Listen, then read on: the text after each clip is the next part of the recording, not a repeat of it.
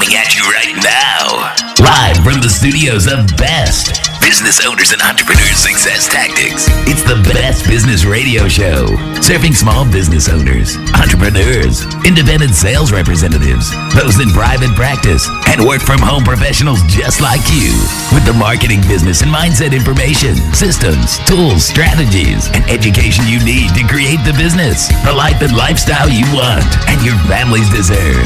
And now, here's your host, Best CEO and founder, Doug Huggins. Well, thank you, Jeff Straub, and welcome everyone to the inaugural broadcast of Best Business Radio. As Jeff just told you, I am Doug Huggins, the CEO and founder of Best Business Owners and Entrepreneurs Success Tactics. Today, I have to tell you, I am really charged. Not only because this is our first Best Business Radio broadcast, but because of my very special guest. You know, over the years, I've had a chance to interview a lot of top people. In fact, Best recently completed an exclusive interview with Mr. Donald Trump. But I got to tell you, I'm even more charged and excited about today's interview because I get to do this interview myself. My special guest today first received international acclaim as the 6-time undefeated world professional middleweight karate champion. He's the first man from the Western Hemisphere in the more than 4,500 years of Taekwondo to be awarded an 8th degree black belt master ranking. But you probably know him better as an international television and film star and one of the most popular actors in the world. For 8 full seasons, my guest starred in the CBS television series Walker, Texas Ranger. And that show was the most successful Saturday night series on CBS since Gunsmoke. The program is currently seen by an estimated 1 billion, and yes, that's with a B, 1 billion viewers worldwide. And it airs daily in the U.S. and in more than 80 other countries. You and millions of other people around the world know this man as the star of such films as Delta Force, the Missing in Action series, Lone Wolf McQuade, and Sidekicks. But you may not know that he actually wrote the original screenplay for a number of these box office hits himself. In addition, he is also a 2-time New York Times best-selling author, including his 2004 autobiography, Against All Odds, and his latest book, Black Belt Patriotism. Of course, there's no doubt about who I'm talking about, and that I'm incredibly happy to welcome to the Best Business Radio microphone today, Mr. Chuck Norris. Good morning, Doug. How are you doing? Good morning, Mr. Norris. How are you, sir? I'm doing great, thanks. Appreciate you taking the time. I'm sorry you had so much trouble getting on. The PR people gave us the wrong number. Oh, wow. Well, I talked to one of your young ladies this morning and gave her, she asked me for the number and I gave it to her again, but oh well. Oh, well, we made it work. Great. Again, I appreciate you being on the call today. Oh, you betcha. My pleasure. Obviously, you've used martial arts throughout your career and as a vehicle for you. I've read several places that you credit the self-discipline you learned as a martial artist as an essential ingredient in building your career. Yeah. What originally inspired you or caused you to move into martial arts? Well, the thing is, I graduated from high school and went right into the military, joined the Air Force right out of high school because I really didn't know what I wanted to do with my life, and I didn't want to go to college, and I was kind of just, I was just scattered. I didn't really know what I wanted to do with my life, and so I thought, well, I'll go into the military and just try to figure it out there. And so anyway, I joined the Air Force. I was sent to Korea. And that's my first exposure to the martial arts. This is back in 1958. So not many people even knew only thing I knew about was judo.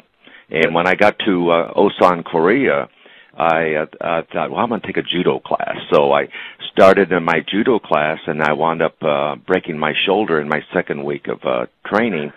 And so now I thought, oh shoot.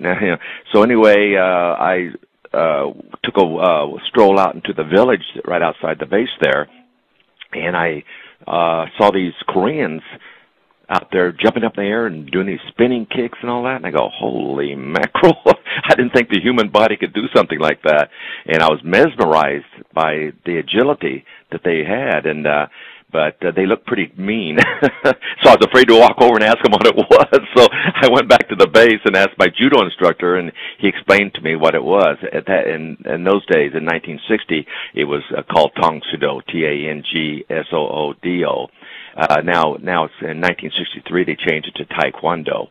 But anyway, I said, since I can't train in judo, I'd sure love to take that. So he took me out and introduced me to the instructor out there, and in those days, not many Americans were taking it over there in Korea, and but anyway, they let me start training with them, and then once my shoulder healed, I continued my judo training. So I trained Monday through Saturday from 5 to 10 at night in Tangsudo, and then on Sundays from 12 to 4 I trained in judo. So when I left Korea, I had my black in Tangsudo and my brown belt in judo.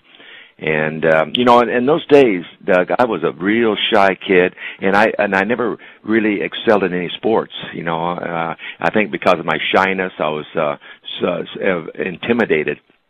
And so this was really my first time to succeed in any athletic endeavor.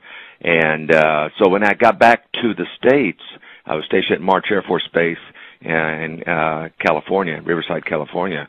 And you have to understand, all the way through school, I never once got in front of a class and gave a report or anything like that, because I was just so shy that I just thought, if I get up there, I'll be embarrassed.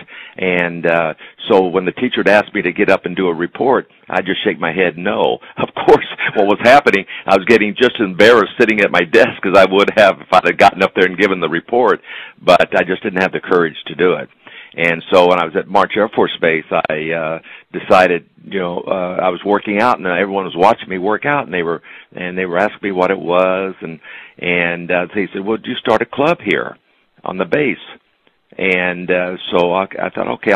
So anyway, I decided to give a demonstration, and so I sent out pamphlets to everybody that I was going to give a demonstration on the base, and I thought, oh shoot, I'm gonna have to get up there and talk to these people, and so I wrote out about a half-page speech, and and I memorized it for 2 weeks, man. I could say it forwards, backwards, inside out, whatever.